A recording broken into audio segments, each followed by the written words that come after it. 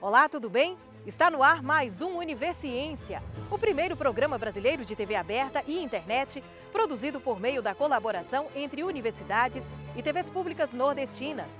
Uma oportunidade para conhecer as pesquisas desenvolvidas por essas instituições que cada vez mais mostram seu potencial como produtoras de ciência. Vamos saber quais as pesquisas de hoje? Projeto desenvolvido pelo curso de Direito da Universidade Federal do Ceará incentiva o debate crítico para a educação política. No sul da Bahia, uma pesquisa estuda a conservação de espécies da Mata Atlântica. E veja também um trabalho científico sobre o uso das plantas medicinais.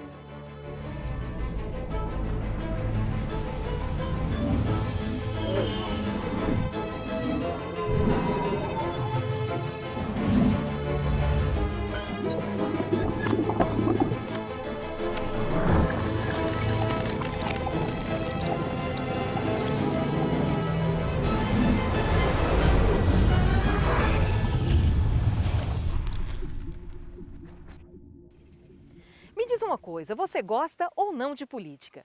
Independente de afinidade com o tema, especialistas informam que é importante conhecer e debater política, já que é uma atividade que faz parte do nosso dia a dia, mesmo sem a gente perceber. E pensando nisso, é que surgiu um projeto com a intenção de promover a educação política e pensar o tema de forma mais crítica. Ligado ao curso de Direito da Universidade Federal do Ceará, o projeto Ágora incentiva o olhar mais amplo sobre temas políticos, com foco na participação de diversos segmentos da sociedade.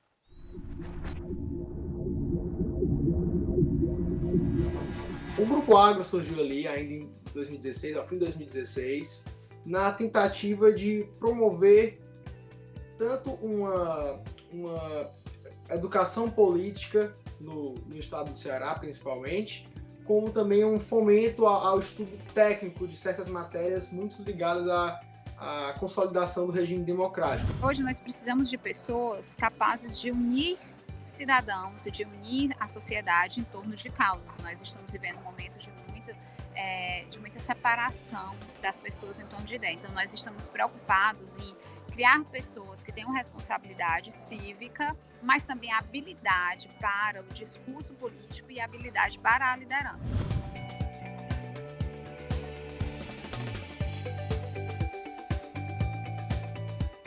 O grupo tem um caráter muito diversificado, tanto em relação aos seus membros, né? Temos membros ali, doutores, doutorandos, mestres, mestrandos, graduandos e graduados, e também em relação aos temas de estudo, de pesquisa e debate. Nós vamos desde questões ligadas à virtualização da política, saúde e democracia, estudo do direito ao voto, das formas de representação, dos partidos políticos, até questões bem mais específicas de direito eleitoral, como ilícitos eleitorais, direito eleitoral processual. O foco do Ágora são atividades de pesquisa no campo do direito eleitoral e também de extensão.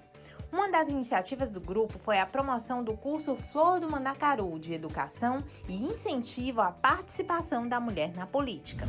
Para a ONU Mulheres, violência política de gênero é qualquer ação, conduta ou omissão que, com base no gênero, cause dano ou sofrimento a uma ou várias mulheres. Eu acredito ter aprendido mais com as participantes do que elas podem ter aprendido com o pouco que eu tenho a contribuir. E eu digo isso porque estar em contato com essas mulheres é uma experiência realmente única. Eu não teria, em outra situação, a oportunidade de conhecê-las, e elas têm me ensinado tanto sobre muitas coisas que não estão inseridas no âmbito jurídico. A educação é o motor transformador do mundo, né? Então, a educação ela é capaz de transformar a sociedade de uma forma geral. Então, se ela é capaz de transformar a sociedade de um modo geral em relação a vários aspectos, eu também acho que nesse ponto específico ela é capaz de transformar, que a educação é o caminho mais gentil, mais poético, mais humano para a transformação da sociedade. Eu acho que sim, nós podemos mudar, e podemos mudar estimulando a força de cada um, a beleza de cada um, fazendo com que cada um floresça no que tem de melhor. Projetos como este são importantes para despertar a nossa consciência política. E daqui a pouco, Uma pesquisa no sul da Bahia estuda a conservação de espécies da Mata Atlântica. Fique com a gente.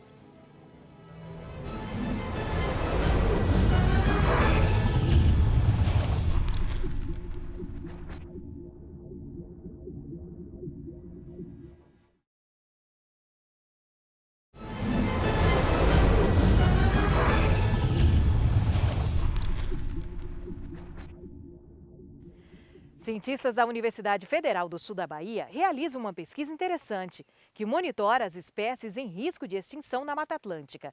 A ideia é observar estas espécies a fim de construir um banco de dados capaz de encontrar as matrizes para a produção de sementes e manter viva a vegetação. A pesquisa já conseguiu catalogar cerca de 38 espécies de plantas raras ou que estão ameaçadas de extinção.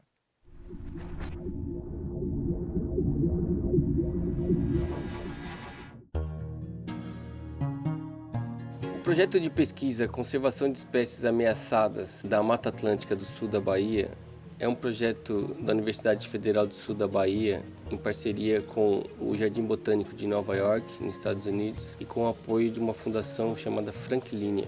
Aqui na região a gente conta com a parceria do Instituto Floresta Viva, que apoia na implementação do projeto na parte de campo. Os objetivos do projeto são localizar as populações das espécies arbóreas ameaçadas de extinção, marcar as matrizes, árvores matrizes para a produção de sementes dessas espécies, a coleta de sementes das árvores e a reprodução delas em viveiros de muda, para que essas mudas sejam utilizadas nos projetos de restauração florestal aqui na região sul da Bahia. A gente tem uma lista de 38 espécies de árvores, de espécies arbóreas, que são raras ou que apresentam um grau de ameaça.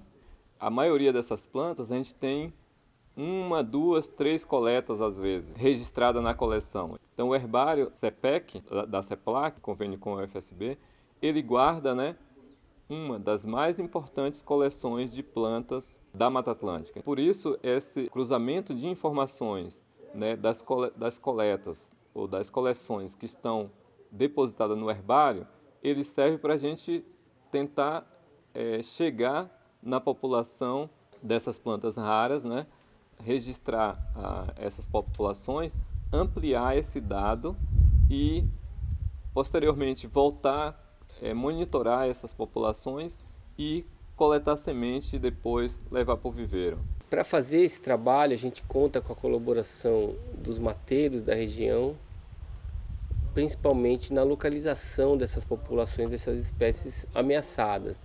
Então, boa parte das espécies que a gente trabalha, são 38 espécies, elas têm as populações muito pequenas e restritas. Então, é muito difícil encontrar essas árvores no campo.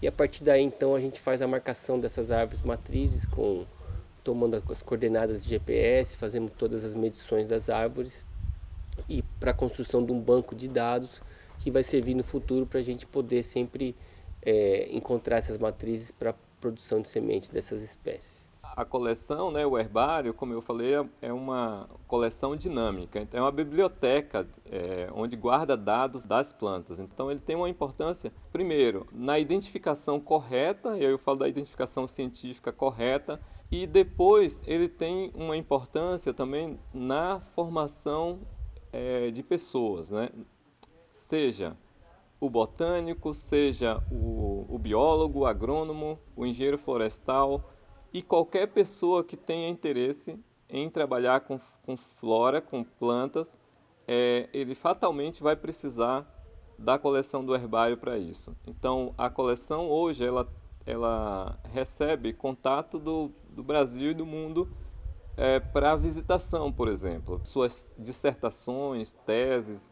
E precisa também na ponta, por exemplo, se um agricultor tem uma dada espécie que ele identificou, por exemplo, como tóxica para um animal que ele observou, ele pode trazer no herbário e a gente vai fazer a identificação e ele vai saber, consequentemente, que planta é e qual o grau de toxicidade. Da mesma forma, um apicultor, ele pode fazer, se ele desejar fazer o levantamento das espécies de interesse para plantar ou para deixar, né, na regeneração para abelha, para produção de pólen ou para mel, também tem como fazer isso na base de dados do herbário. O projeto ele não faz o plantio de mudas, né? Então o projeto ele faz a doação dessas mudas para os projetos de reflorestamento. Então a gente faz contato com os proprietários rurais da região que têm interesse de fazer reflorestamento para restauração em sua propriedade. E então a gente assina um contrato onde o proprietário se compromete a plantar essas mudas e cuidar delas. No âmbito do projeto também temos toda a parte científica, né, que busca então conhecer melhor a distribuição dessas populações de espécies ameaçadas. Então a gente tem uma estudante de pós-doutorado que trabalha no projeto e ela então faz a modelagem das áreas com maior probabilidade de ocorrência dessas espécies. Temos também uma série de vídeos que a gente publica no YouTube e temos publicado também artigos científicos recentemente sobre a influência, né, da fragmentação florestal aqui na Mata Atlântica. Com uma alta fragmentação, boa parte dessas espécies vão ter muita dificuldade para se estabelecer através simplesmente da regeneração natural.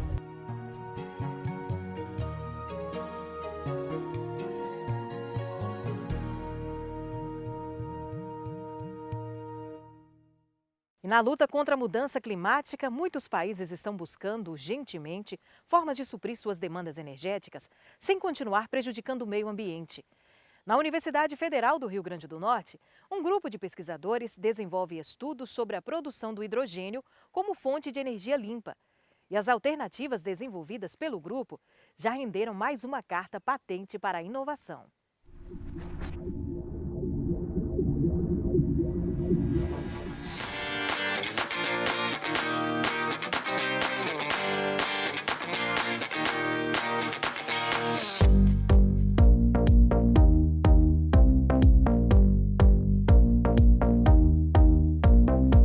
Energia limpa é aquela que independe de você poder causar malefícios à sociedade. O que eu acho mais interessante é que você pode produzir uma energia limpa que hoje já é uma realidade, que é o próprio hidrogênio, certo? Que para a sociedade ele é fantástico, porque a partir dele você pode ter insumos que são importantes para a sociedade. O nosso grupo ele está trabalhando desde 10 anos atrás, né? Nós temos um grupo muito coeso e que esse grupo trabalha na produção de hidrogênio, partindo da reforma a seco do metano, usando 2 gases.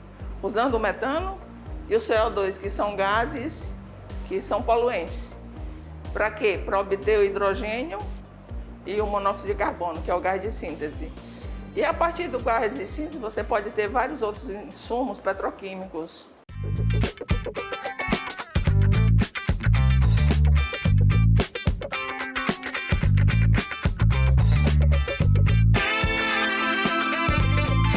Aqui no Laboratório de Tecnologia Ambiental, a gente usa vários métodos de obtenção de nanopartículas, nanopós, nanocatalisadores, quando é aplicações catalíticas, e um desses métodos é a produção de nanopartículas a partir da síntese assistida por micro-ondas. Então esse processo é basicamente misturar um combustível, né, e misturar um oxidante, uma fonte, por exemplo, de alumínio, de níquel, de ferro, de cobalto, por exemplo, dependendo do tipo do catalisador. E após fazer essa solução, a gente coloca dentro do micro-ondas, configura o tempo, uma potência e deixamos por volta de 5 a 10 minutos. E no final a gente tem o pó praticamente pronto. Uma grande vantagem desse método é a rapidez e a praticidade, enquanto que outros métodos de síntese envolvem equipamentos caros, reagentes caros, um tempo de preparação muito maior, como por exemplo a síntese hidrotermal, e nesse método não, né? A gente tem essa vantagem da praticidade e do menor uso de reagentes possível. Fizemos uma adaptação aqui mesmo no laboratório desse equipamento, onde a gente adaptou um cooler, que a gente coloca normalmente numa placa-mãe do computador, a gente inverteu esse cooler e ele funciona como um exaustor, né? Então, essa parte interna do micro-ondas, a gente fez um isolamento com um filme polimérico para que os gases oriundos da combustão não corroer a parte dos circuitos eletrônicos, e a gente colocou também um exaustor. Então funciona super bem.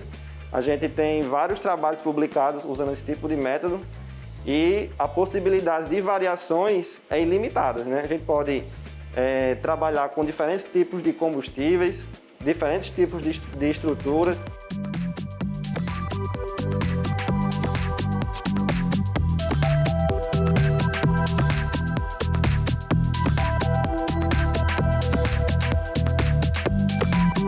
Após obter os nanomateriais, as nanopartículas, e nesse caso aqui os nanocatalisadores, a gente, numa próxima etapa, tem que testá-los.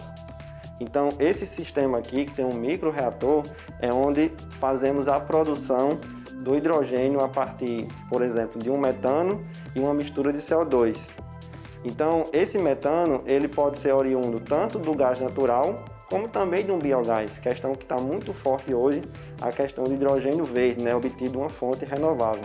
Então, esse equipamento aqui faz o teste do material, o rendimento de hidrogênio, a conversão de metano, a estabilidade do catalisador, tudo isso pode ser medido aqui nesse sistema de microreator. Feito isso, né, aprovado, digamos, a performance do material, a gente já pode pensar numa próxima etapa, né, que é testar o material em um leito que as condições se aproximem o máximo possível de uma condição real. O processo de produção de hidrogênio, no sentido macro, envolve múltiplos fatores. E aqui a gente está trabalhando, como é o foco do nosso laboratório, na performance do material.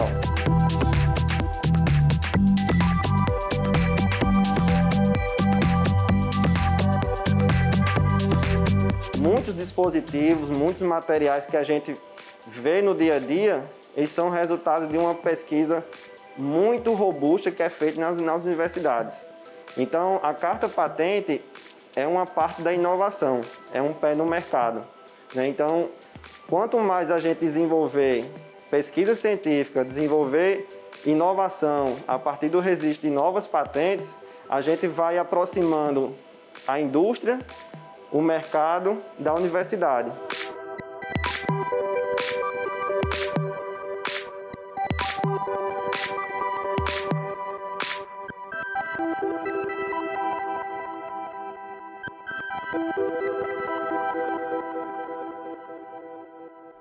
Projetos como este reforçam a importância do investimento na ciência a fim de preservar o nosso meio ambiente.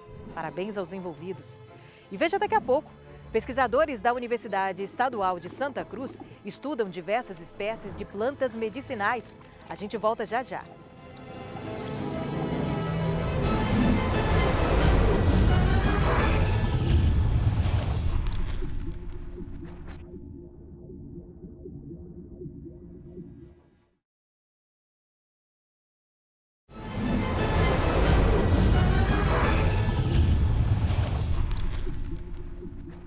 Algumas pessoas preferem o uso de plantas medicinais para auxiliar no tratamento de alguma doença. O Horto de Plantas Medicinais da Universidade Estadual de Santa Cruz, no sul da Bahia, dedica tempo à pesquisa de centenas de espécies da região. A ideia é preservar a diversidade genética e cultural dessas plantas.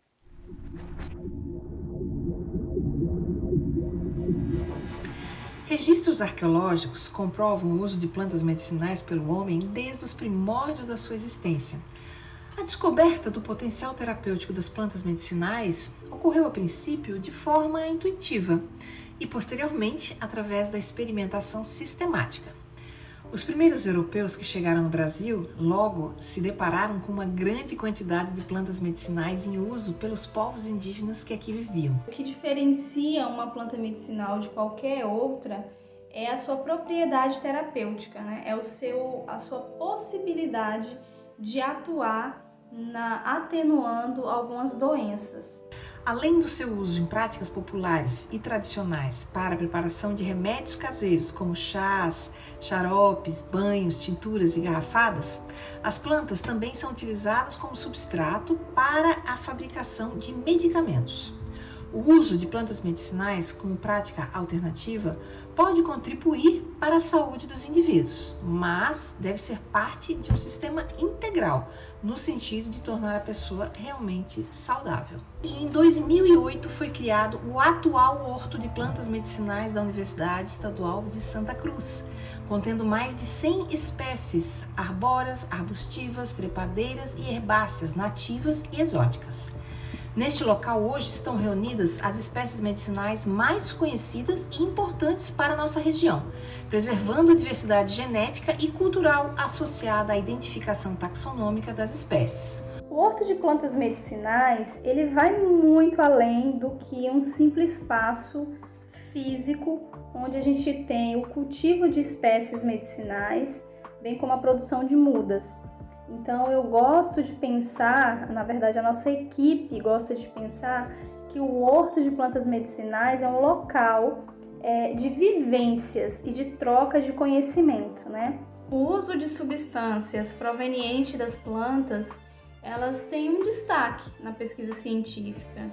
Então não só pelo fato de ser um agente terapêutico, mas também como matéria-prima para a síntese de cosméticos, para a síntese de medicamentos.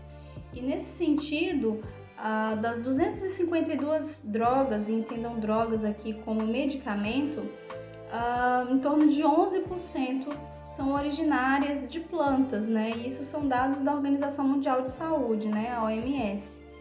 E se a gente for observar dos medicamentos disponíveis hoje, estima-se que 25% tem sua origem a partir das plantas medicinais, ou de forma direta ou indiretamente. Embora as plantas medicinais tenham essa capacidade de melhorar a qualidade de vida, manter a saúde, prevenir algumas doenças ou serem utilizadas no tratamento de outras, é muito importante deixar claro que o uso não pode ser de forma indiscriminada, bem como não pode substituir algum tratamento indicado pelo médico. Com o aumento no consumo de fitoterápicos no Brasil, em 2006 o governo federal lançou a Política Nacional de Plantas Medicinais e Fitoterapia, que tem como objetivo garantir à população o acesso seguro e o uso racional das plantas medicinais. As pesquisas visam comprovar atividades farmacológicas e ou toxicológicas de plantas potencialmente medicinais através de ensaios farmacológicos pré-clínicos e ou clínicos, bem como toxicológicos. Contudo, apesar do Brasil deter a maior biodiversidade vegetal do planeta e as plantas medicinais brasileiras serem consideradas como altamente promissoras, ainda são pouco conhecidas sob qualquer aspecto científico. Falta apoio à pesquisa com plantas medicinais. Pensar em pesquisa científica, além de pensarmos nessas substâncias, nesses princípios ativos provenientes das plantas medicinais, é pensar também nas populações, nas comunidades que usam na prática essas espécies e que colaboram com a pesquisa científica para os avanços, né? Não tem como a gente falar de plantas medicinais sem chamar a atenção e falar dos saberes populares, porque esse conhecimento das plantas, elas têm a raiz nas culturas tradicionais, no conhecimento popular, né? Então, os saberes relacionados às plantas medicinais, eles são aqueles cultivados ao longo dos tempos, né? Pelos povos, pelas comunidades, pelas interações das populações e a vivência do homem com a natureza e com a biodiversidade que é tão grande no nosso país. O Universiense de hoje fica por aqui. Na próxima semana, temos um novo encontro marcado para continuar conhecendo as pesquisas desenvolvidas no Nordeste brasileiro. Muito obrigada pela companhia e até lá!